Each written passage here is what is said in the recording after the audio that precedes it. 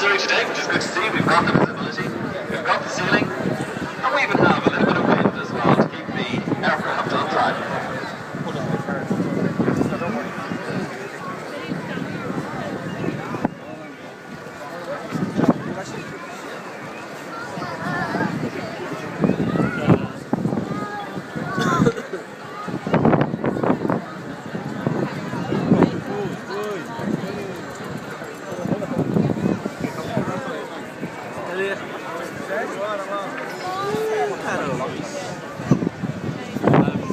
Caramba.